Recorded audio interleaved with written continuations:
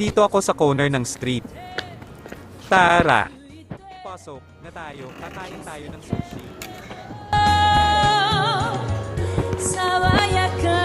Dito, sa sushi bar na to, lagi akong may free tulad nitong fried cheese roll, kung minsan ay soba noodles, mabait kasi si Master Chef. Kakainin ko muna daw itong cheese roll habang hinihiwa pa niya ang isda na pang sushi.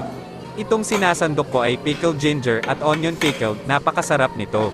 At, heto na nga mga ka-corner, meron tayong sariwang tuna fish, sariwang salmon sushi, whitefish sushi, tamago sushi, kani sushi, maki sushi, meron din igat sushi.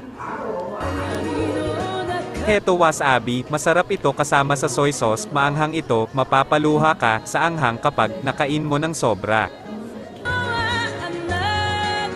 Isawsaw natin ang tuna fish at napakapula niya.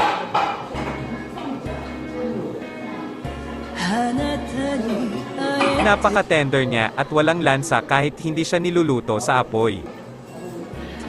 Sana all.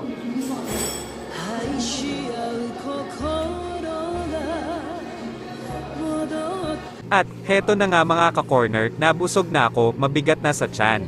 Pero, kailangan ko ubusin to. Salamat naman na ubos na rin, last na lang itong maki sushi.